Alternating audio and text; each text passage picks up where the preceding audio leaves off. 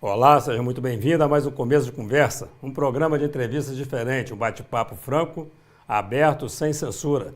O Começo de Conversa é transmitido por 3 emissoras, Supercanal TV, TV Sistec e o NEC TV. Ela nasceu em Maringá, no Paraná, e veio ainda criança para Caratinga, filha de Maria Imaculada Mussi e do médico Alfredo Grigorevski. Ela tem um irmão que herdou o nome e a profissão do pai.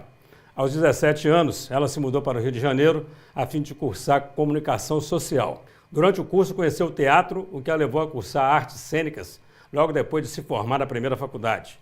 Atuou em 2 novelas na Rede Globo, diversas peças de teatro pelo Brasil e apresentou 2 programas de TV. Atualmente dirige 2 companhias de teatro, uma em Caratinga e outra no Rio de Janeiro. Também ministra cursos de teatro e oratória, além de dirigir a Casa Viva Meraqui, escola cultural que oferece cursos a pessoas de todas as idades. Logo após o intervalo eu volto para falar com essa convidada mais que especial. Não saia daí, nós voltamos já já.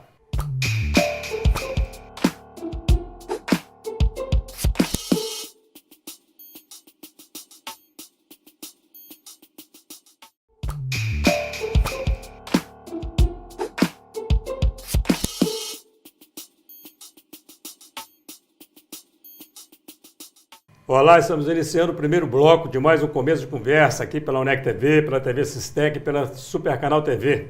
Vamos agora ao quadro Você na Tela do Começo de Conversa. Olá pessoal, meu nome é André Regal, sou ator e escritor e antes de mais nada eu queria mandar um super beijo pro pessoal do Começo de Conversa e queria falar com vocês que eu estou lançando o meu livro Mirta Vento Amarelo, a Linhagem do Dragão, uma aventura lançada pela editora Chiado em 4 países e que já está fazendo sucesso aqui no Brasil.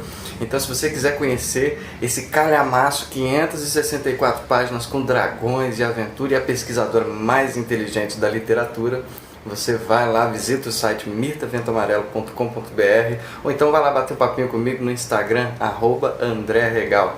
Então começo de conversa, um super beijo e até a próxima, a gente se fala. Os nossos agradecimentos, o nosso abraço ao André Regal, ele que é ator e escritor.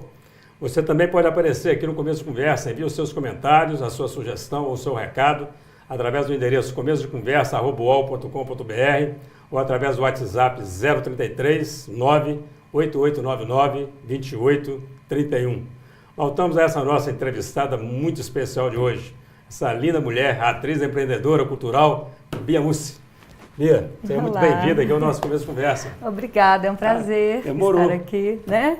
Demorou, estava esperando você chegar aqui. Empreendedora cultural, achei legal isso porque empreendedorismo é uma coisa fantástica e necessária hoje no mundo moderno, né? E empreendedorismo na cultura é mais que necessário, né, Bia? É pouca gente para empreender na cultura. Pois é, foi até a definição que eu ando buscando, assim, as pessoas perguntam, qual a sua profissão? E eu respondo atriz, porque eu tenho a formação e sou atriz, mas fora esse trabalho, atuar, que hoje eu atuo até pouco, hoje eu tenho várias outras funções que estão no âmbito cultural, social, artístico. E são tantas funções, porque para a arte acontecer, para a cultura, para as pessoas, para a gente levar pessoas para o teatro, para as pessoas consumirem arte e cultura, aqui em Caratinga, como em várias outras cidades do interior, né? Acho que a maioria, infelizmente, a gente precisa se virar. Então, dentro desse se virar, a gente atua, dirige, produz, carrega coisa, dirige carro, é motorista, é tudo. Então, eu acabei encontrando esse nome, empreendedora cultural, porque faz tudo, né? Você corre na frente, corre atrás, porque as coisas acontecerem. E não é só o trabalho que quem está promovendo o espetáculo ou está propondo alguma coisa de arte tem que ter, né, Bia? É ainda fazer com que o público queira ir assistir, né? Porque é uma falta de cultura para ir ao cinema, para ir ao teatro, para ir ao musical, uma coisa impressionante, né? Não é? Mas é não ter oportunidade também. A gente também não pode culpar as pessoas, né? O público, as pessoas não vão. Realmente, não vão. Quando não vem, a gente fica triste, porque a gente quer trazer para acrescentar na cidade.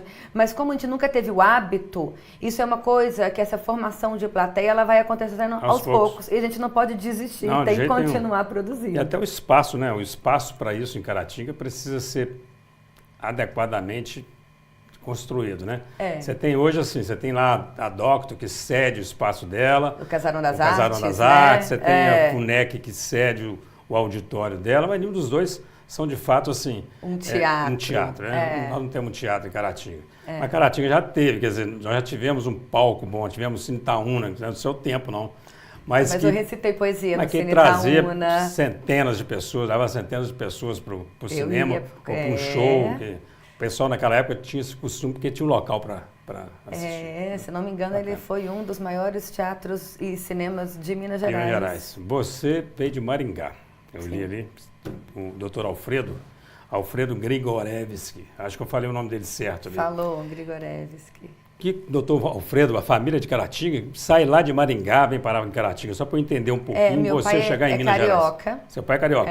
Meu pai é carioca. A minha mãe é mineira, mas eles se casaram no Rio. Mineira de onde? De Ubá. Ubá. Tá. E Visconde do Rio Branco, morou nos dois lugares. E aí ela se muda para o Rio com mais ou menos 15 anos. E lá ela casou com meu pai. Seu pai conheceu sua mãe no Rio? No Rio. Tá. E aí a família da minha mãe é do Paraná, de Maringá. E aí teve uma oportunidade para o meu pai, uma sociedade com um hospital, né? Isso em 78. E aí ele foi para lá eu nasci. Quando eu estava com quase 2 anos, ele recebe um convite para vir para Caratinga, que na época não tinha cirurgião plástico. E aí a gente veio para cá. E o meu irmão, Alfredo, nasceu aqui. Muito bem. É um colega dele, então, certamente, que convidou. Na verdade, foi a irmã da minha mãe, que era casada com o Murilo, que era advogado, que trabalhava aqui com o Fabinho e tal, que deu essa dica. Bacana. Eles vieram para cá, o Murilo também era carioca, com aquele sonho de aposentar e ir para o interior. Isso. E aí vieram para cá e foi assim que a gente veio parar aqui. E você tem uma relação com o Sul? Como funciona isso? É caratinguense mesmo? Sou caratinguense mesmo. Eu só voltei lá uma vez. Todo mundo, quando eu falo que sou do Paraná, fala assim, você parece ser de lá mesmo. Mas, na verdade, a minha família não vem de lá. Essa parte da estrangeira que foi para o Sul, as minhas raízes não são exatamente de lá. São da Rússia e da Polônia, que é a parte do meu pai, que morava no Rio. Muito bem. Mas eu não tenho uma relação, não. Conheci Gramado ultimamente, adorei aquele bacana, lugar. né? O Sul é bem bonito, né? Bonito. E a Bia? Como que a Bia entra para a vida artística? Como é que acontece? Você passou pela Globo, inclusive, com 2 novelas, né? Bia pensou em fazer teatro desde pequena? Não. Eu tinha uma relação com televisão, eu meio que sabia que eu ia trabalhar com TV, tanto que eu trabalhei com teatro, com TV e como apresentadora também. Então eu tinha uma relação, mas eu não tinha essa consciência. Por nunca ter tido teatro aqui em Caratinga, ir ao teatro, nunca fui uma peça de teatro em Caratinga, eu nem sabia praticamente que existia essa formação. Mas quando eu fiz comunicação social no Rio, eu era muito tímida. E na faculdade tinha uma oportunidade para você que faz faculdade de qualquer uma, direito, medicina, comunicação, a gente podia fazer teatro, se quisesse. Muito bem. E aí eu fui para me ajudar a perder a timidez e melhorar meu poder de comunicação, porque, aliás, eu fazia faculdade de comunicação, mas eu não conseguia me comunicar. Eu era muito tímida. E o Rio, as pessoas são muito pra frente, né? Então eu passava muita vergonha, assim, as pessoas perguntavam meu nome, eu, Beatriz, toda de Caratinga. Tímidazinha. Fala pra fora, eu, Beatriz, eu ficava toda com vergonha. E aí o teatro me ajudou nisso, a ter mais segurança, mais autoconfiança para falar em público. E no dia a dia também, né, que a gente tem que se expressar com as pessoas, entrevista de emprego. Então, assim, o teatro ele ajuda em muita coisa. Então foi aí. Só que aí quando eu formei em comunicação, eu tinha gostado tanto daquilo que eu resolvi fazer a faculdade. Fiz uma formação de atores. Muito bem. E dentro disso eu encontrei, assim, essa certeza de como que o teatro pode ajudar e ajuda as pessoas que não querem ser atores. Isso me encantou. E aí eu fui fazer uma pós-graduação, uma especialização em teatro e educação. E trabalhei um pouco também com teatro-terapia, o teatro como uma ferramenta no autoconhecimento, no poder de individuação que Jung discute, né? Então eu trabalhei com isso. Mas aí paralelamente aconteceu a novela. A novela eu fui levar um amigo para um teste. Nunca tinha sido chamada, eu mandava minha foto, meu currículo, ninguém me chamava, eu não era perfil para nada. Não é o perfil e tal. Aí eu fui levar um amigo meu que tinha feito faculdade de teatro comigo. Ele foi chamado para o teste, diferente de mim. E eu fui barrada. Mesma novela, não? Era para a mesma novela. Na verdade, Eu entrei lá com o objetivo de entregar o meu currículo em algum lugar e um dia me chamarem. E para levar ele, dar carona para ele, que ele não tinha carro e não conseguia chegar lá. Fui barrada na portaria. Só que eu consegui entrar para uma outra porta, que é a portaria 4, é onde entra figuração, onde entra técnica, que a portaria 3 é que os atores entram. E ele entrou. E na época não tinha WhatsApp, essas coisas. Ali eu fiquei, eu falei, meu Deus, esse teste vai demorar quanto tempo? 3 horas, meia hora, eu fico aqui, eu espero ele, eu não tinha mais comunicação com ele. Então eu consegui entrar com a minha pastinha, meus currículos, achando que eu ia ser expulsa a qualquer momento, meu coração acelerado. Aí passa o segurança por mim, ai meu Deus do céu, e agora que eu vou ser expulsa? Quando eu vi, eu estava lá dentro e acabei fazendo teste passando para a mesma novela que ele. Bacana, hein? Que se chamava Cobras e Lagartos, isso em 2006. E aí depois de 2 anos eu fiz Duas Caras. Duas Caras. Esse meu amigo também estava no elenco. E as 2 novelas foram dirigidas pelo Wolf Maia. E entre as 2 eu estudei na escola Wolf Maia lá em São Paulo. Bacana. O que te agrada mais? É atuar como atriz ou apoiar novos atores? Porque na verdade você faz isso quando você empreende com aulas de teatro, né? O que te agrada mais? Apoiar novos atores da vida. Da vida. Não significa atores do teatro, da TV, também. Porque esses quem quer buscar esse caminho, se vier, por exemplo, fazer um curso, uma oficina de teatro lá na Meraki, vai estar bem servido. Mas quem quer se conhecer melhor, ter mais autoconfiança, descobrir algo novo, também vai ser muito bem recebido. Eu adoro provocar isso nas pessoas. Eu acho que o teatro ele tinha que ser ensinado na escola, desde criança, sabe? Então eu gosto de poder levar isso para as pessoas que nunca pensaram nessa possibilidade. Eu quero até voltar nesse assunto, vamos fazer um rápido intervalo, mas a psicologia usa muito teatro. A administração agora está começando a usar teatro, porque isso facilita a atuação do líder, essas coisas todas, né? Você não sai daí, nós voltamos já já, conversa sensacional com Bia Mussi. É já já.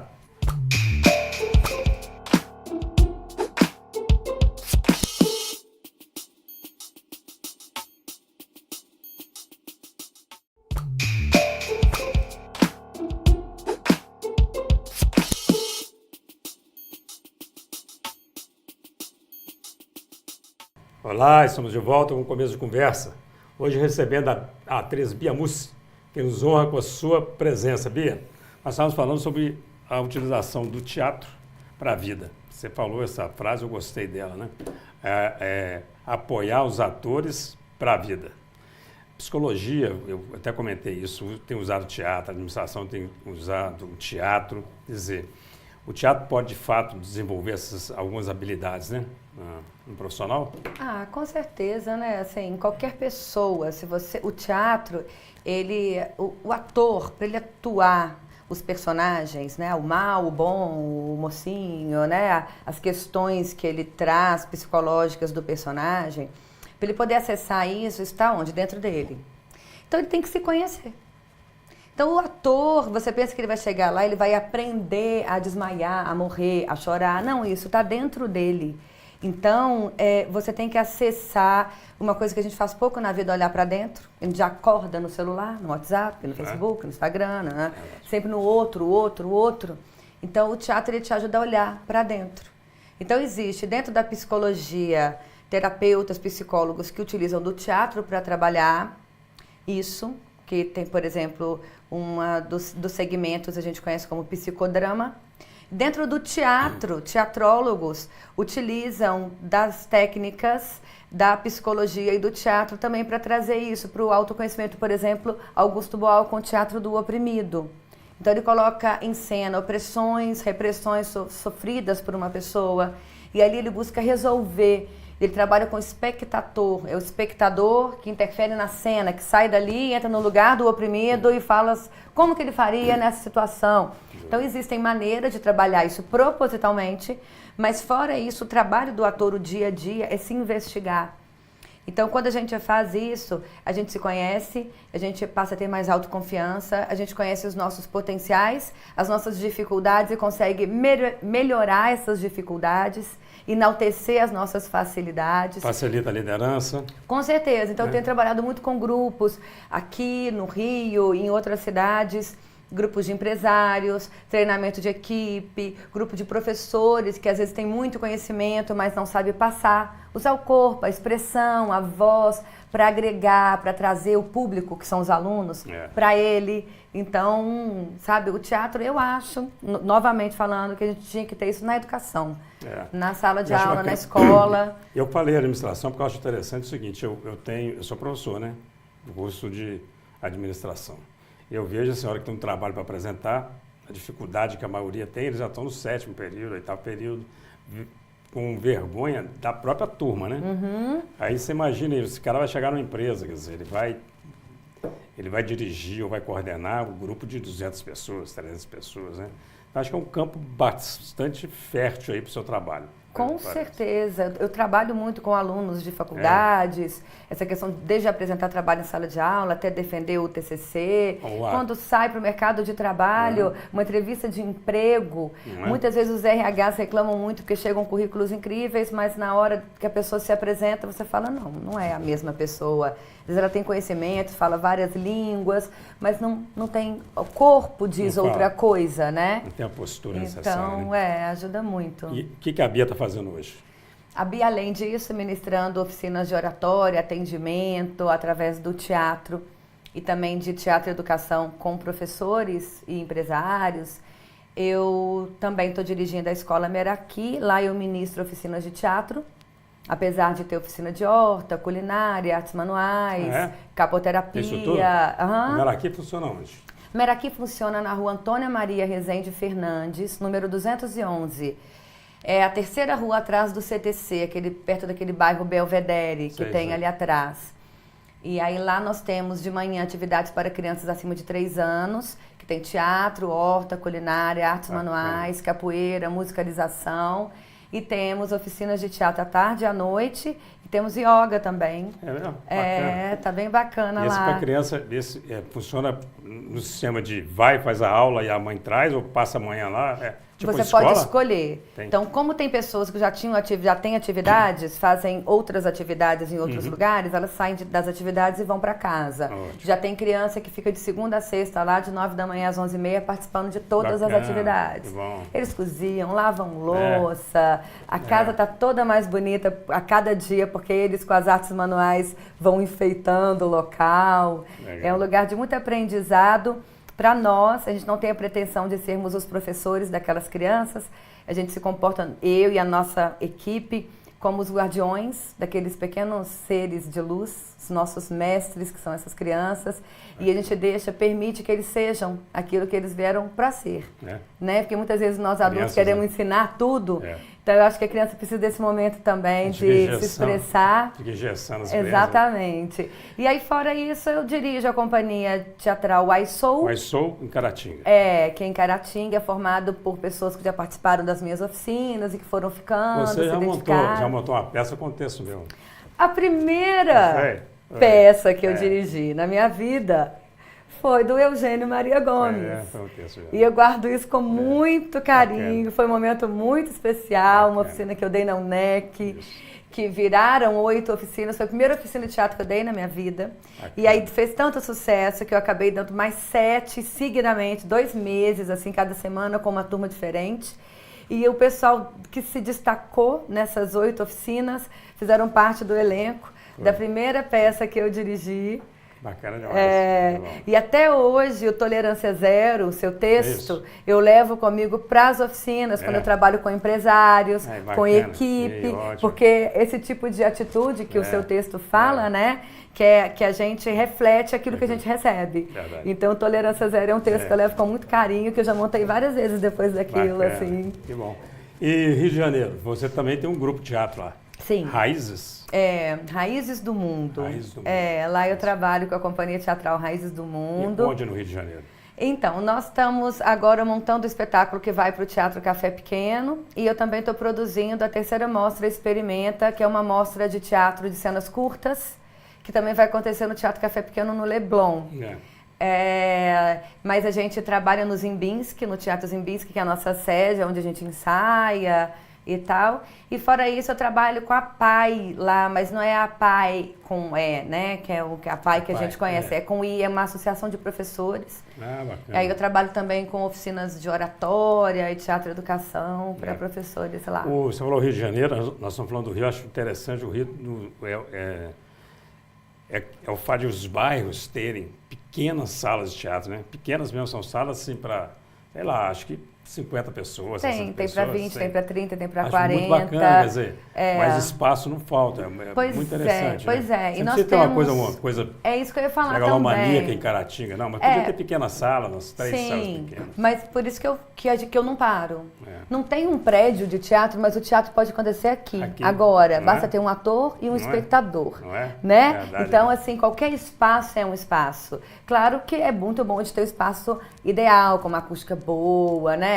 Mas qualquer espaço é espaço. Então, aqui a gente utiliza do Casarão das Artes, que é um centro cultural. E a gente olha ele com vários olhares, porque não tem o palco ideal, com cortina, com coxia, com tudo que precisa, toda a parafernália do teatro, mas o teatro acontece. E é bem bacana, né? Essa seção de espaço ali do Leitão para isso. O Casarão das Artes é o que tem abrigado. Esse semestre eu trouxe algumas oficinas de fora, com companhias de fora, trouxe peças também, produzi, né?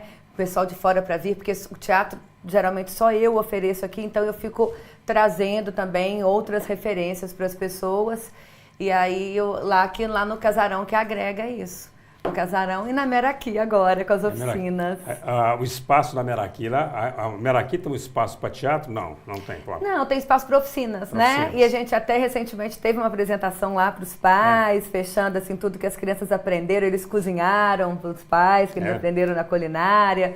E foi bem legal, mas não é um mas um grupo, por exemplo, um grupo de 10, 15 alunos, eles querem fazer um curso de oratória.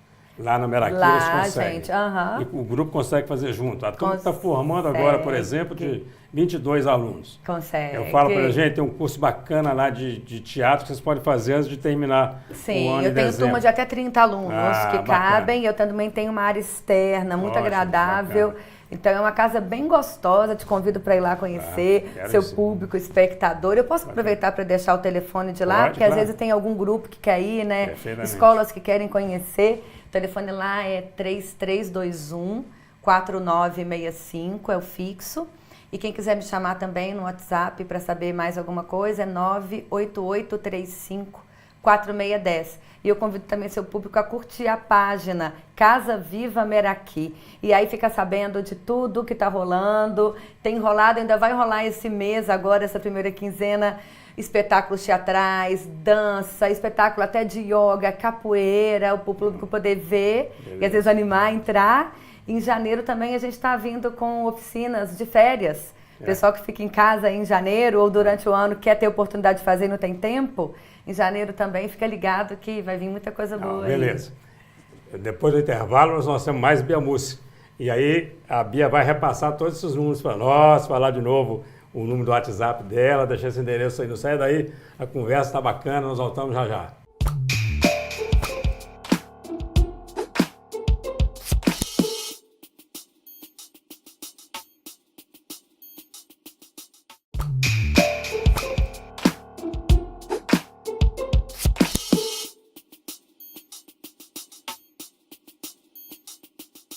Olá, estamos de volta com o Começo de Conversa. Você que chegou aí agora vai poder assistir ao terceiro e último bloco de uma entrevista sensacional com a atriz Bia Mussi. Começo de Conversa transmitido pela Super Canal TV, pela TV Sistec e pela UNEC TV. Então, Bia, nós falamos aqui sobre a importância do teatro para o mercado, como que a psicologia tem usado isso, a própria administração. E quando a gente fala mercado, tem toda essa competitividade que a gente sabe e ela chega a ser agressiva, né? E aí você vem com o projeto Meraki, que tem a filosofia do Ubuntu, né? Numa contramão dessa competitividade toda, né? Como é que é isso? Pois é, inclusive lá dentro não tem nenhuma atividade de competição. Não? Não, porque aqui fora, né? Lá fora, tudo nesse mundo já é competição desde criança. Elas são ensinadas, né, a competir, a serem melhores, a se destacarem, a ser melhor que o outro. Então, lá dentro, a ideia... eu estudei muito, investigo muito uma pedagogia chamada Waldorf. Ela surgiu através de Rudolf Steiner, que que investigou a antroposofia, isso em 1920. Então ele vem com essa educação de liberdade, de não ter sala de aula, das crianças escolherem qual é a matéria que não tem esse nome, a disciplina não tem esse nome, porque disciplina, né, parece que é uma coisa fechada, careta, que coloca a criança dentro de uma sala de aula e às vezes uma criança que movimenta mais e não consegue ficar quieto é diagnosticado com TDAH, muitas vezes, e não é porque ele é muito inteligente, está absorvendo muita coisa. Então essa pedagogia, ela traz essa questão de deixar do conhecimento ser aplicado através do movimento. O movimento ajudar no conhecimento. Então uma física, uma matemática, ela é ensinada numa marcenaria. Uma química é ensinada na culinária.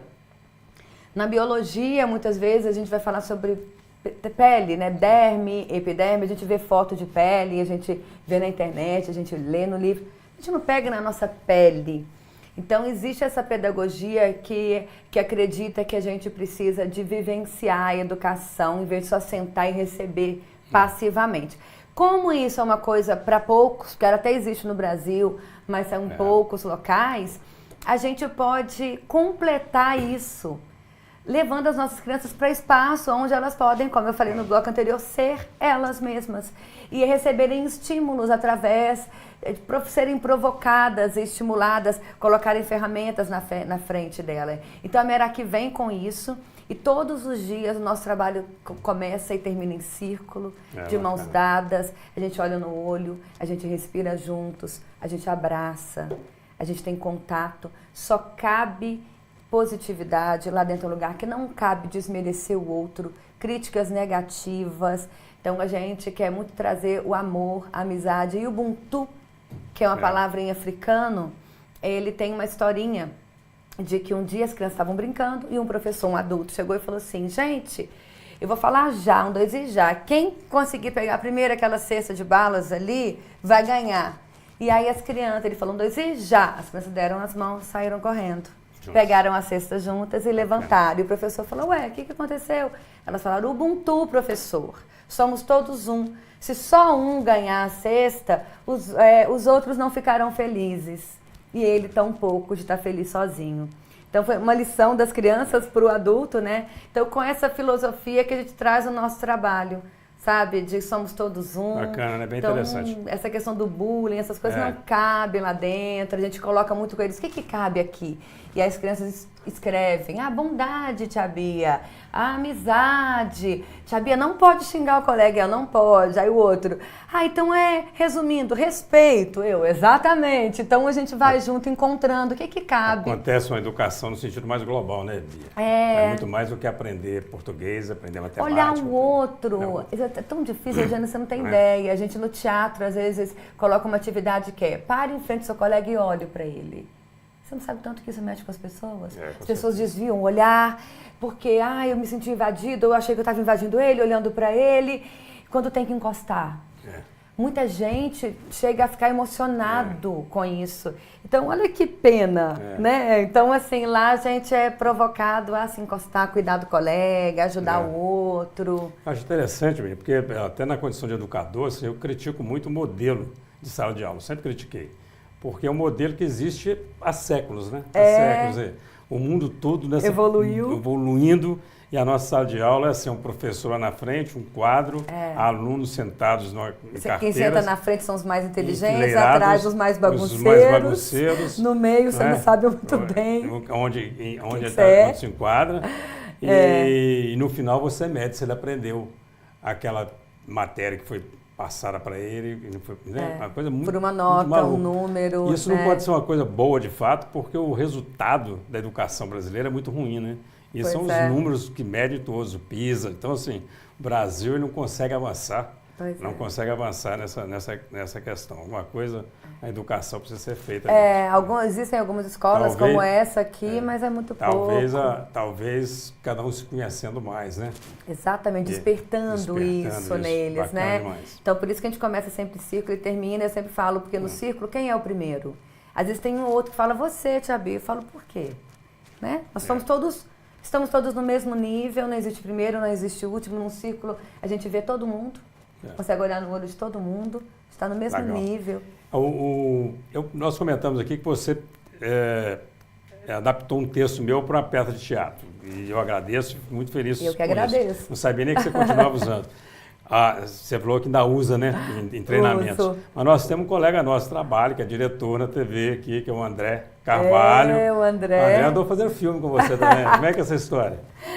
Ai, o André, como é bom ter o André de volta aqui. Com o André ele vai, ele volta, e aí quando eu fico sabendo que ele está voltando, ele só vem trazer coisa boa. Olha como que ele está somando aqui no programa, né? Mas o André é uma inspiração e foi assim, um prazer a gente ter sido convidado para fazer esse filme. Fizemos um filme em Caratinga que se chama Não Há Gatos na Casa. E o Marceleno, junto com o Leandro, dirigiram esse filme. E todo mundo que produziu o filme era de Caratinga, sem recurso. Todo mundo fez de amor, a gente fala no amor, dentro do teatro, quando a gente faz algo que a gente não recebe. A gente fez no amor, todo mundo. E o Júlio Arte, com figurino, com cenário. E aí, de repente, a gente fica sabendo que o filme foi selecionado para o Short Film Corner, que é um evento dentro do Festival de Cannes, que é em Cannes, na França. E lá fomos nós, eu e André. O diretor escolheu a gente para ir representar o filme. E foi uma experiência maravilhosa estar com ele, um ótimo companheiro de viagem, de cena. E a nossa alegria de estar representando Caratinga, imagina, a gente sem recursos fazer um filme Caratinga que é selecionado para o festival em Cannes, Demais, né? Então, muito bom. Projetos, assim. O que tem de novo aí chegando? Projetos, como eu falei no outro bloco, dezembro, muito teatro, muito festival, que a gente está trazendo da Meraki, a gente também trabalha junto com a Aplauso Escola de Dança, a companhia White Soul, com apresentações. Janeiro, a gente tem oficina de férias para crianças, jovens e adultos. Serão alguns dias de atividades, todas essas como horta, culinária, capoeira, yoga, teatro, artes manuais. Colônia de férias para adulto? Claro. Eu posso ir para a colônia de férias? Claro, vai ser um prazer te receber lá. E junto com a colônia de férias, depois no final de janeiro eu vou para o Rio para produzir a mostra Experimenta e vou levar a companhia White Soul, que vai apresentar uma peça lá, um sketch, né, que é, para quem não sabe, é uma cena curta, uma peça de 20 minutos. Isso. E aí em fevereiro a gente recomeça o ano na Meraki com muita atividade e prontos para receber todo mundo lá. Muito bom, Bi. Infelizmente nosso tempo está acabando, mas eu queria que você fizesse aí as suas considerações finais, deixasse o seu recado aí para os telespectadores da UNEC TV, da Super Canal TV e da TV STEC. A câmera é sua. É um prazer, gente, estar aqui. Obrigada pela atenção.